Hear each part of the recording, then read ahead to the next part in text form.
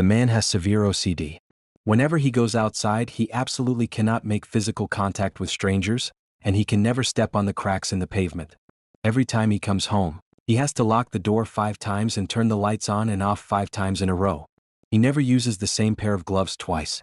His cabinet is always stuffed with bars of soap. He washes his hands under scalding hot water, throws the soap away after one wash, and won't stop until he's gone through 3 full bars. But those aren't even his strangest habits.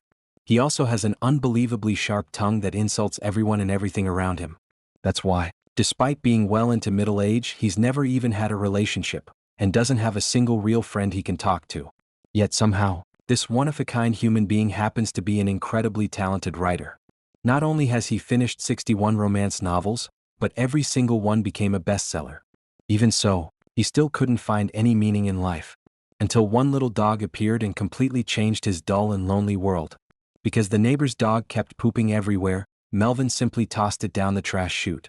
Before long, his neighbor Simon realized the dog was missing. Just as he saw Melvin about to leave, he asked whether he had seen his pet dog. But instead of answering, Melvin mocked him for being gay and even insulted his black boyfriend Frank. He said he thought the dog's name was that colored guy he always saw in the hallway. The second Frank heard those racist words, he exploded with rage. If Simon hadn't stopped him in time, he probably would have beaten Melvin senseless. Not long after that, Simon learned the truth from the building manager and stormed over to confront Melvin. But before he could even speak, Melvin started yelling at him first, warning him not to waste his writing time anymore. Then he slammed the door shut, leaving Simon standing there completely stunned. But just as Melvin sat back down to continue writing, the knocking came again. The noise nearly drove him insane, so he opened the door once more with a dark look on his face. But the second the door opened, someone grabbed him by the collar and dragged him outside. Frank didn't have Simon's patience, and he also knew Melvin's weakness. So Frank deliberately spread his arms wide and slowly walked toward him step by step, instantly scaring Melvin into screaming in the corner. It turns out that besides his obsessive cleanliness, Melvin is also terrified of physical contact with strangers. After realizing this trick worked, Frank warned Melvin never to mess with Simon again, and especially never touch his dog. Once Frank left, Melvin immediately returned to his usual annoying self. He even walked down the street with strange little steps because he wanted to avoid touching strangers and absolutely refused to step on the cracks between the bricks. When he arrived at the restaurant, Melvin's face suddenly darkened. He walked straight up to a couple sitting at a table and started ruthlessly insulting them. Only after they left did he finally sit down in relief. Turns out he had already claimed that table as his personal seat, and he refused to let anyone else sit there. At that moment, the waiter Carol came over and warned him not to think he could do whatever he wanted just because he was a regular customer. If it happened again, he'd be thrown out. Surprisingly, Melvin didn't get angry at all, because Carol was one of the very few people he didn't hate. But when Carol warned him that junk food would kill him sooner or later, Melvin instantly went back to his sarcastic self. Carol said the way he eats is going to kill him one day.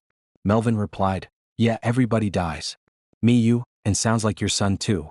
Looking at Carol's expression slowly turning cold, the careless Melvin finally realized he had crossed the line. Regular customers all knew that Carol had a seriously ill son, so Melvin's words were like pouring salt directly into an open wound.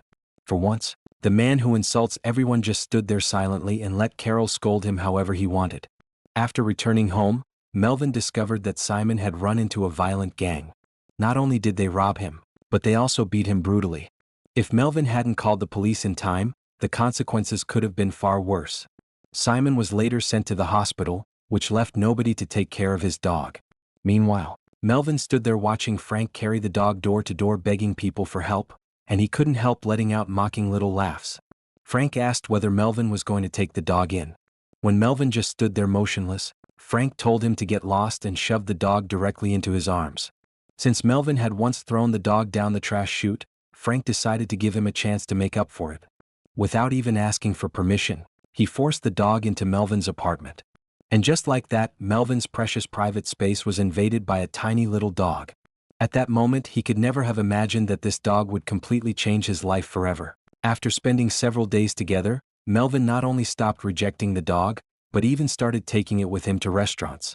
To keep people from taking the dog away, Melvin did something unbelievable. He gave up his special seat and instead sat facing the entrance so he could keep an eye on it. And when he saw a few children happily playing with the dog, that icy cold face of his finally showed a rare and gentle smile. With the dog by his side, Melvin successfully completed his 60-second novel.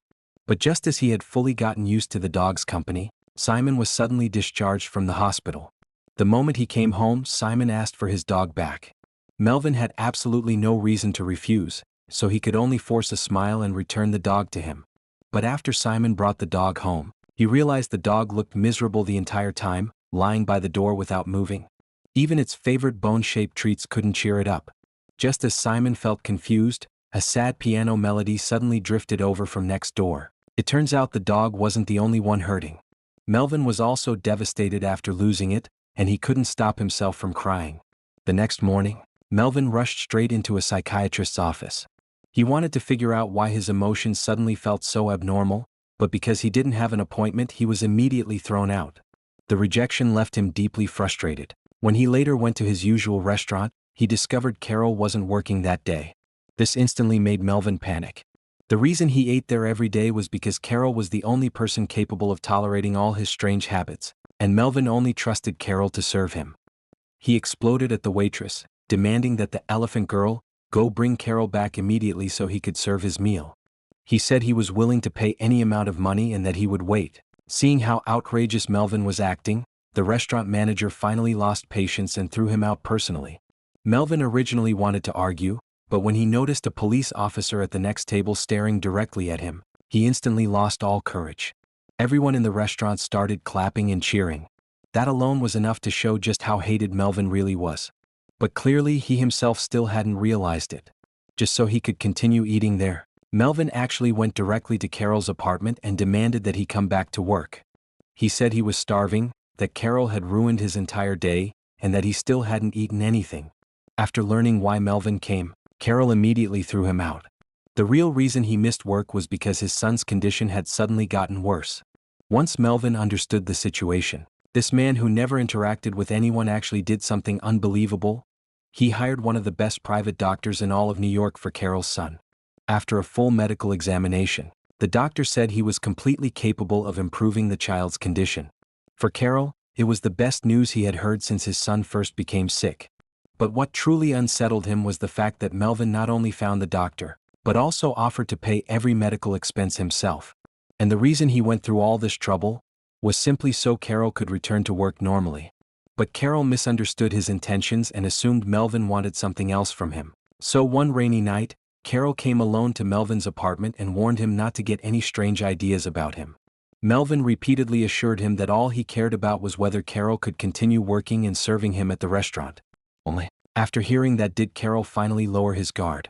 That night, however, Melvin couldn't sleep. It was the first time something like this had ever happened to him. To solve his insomnia, he carried a bowl of chicken soup over to Simon's apartment, hoping Simon could help him figure things out.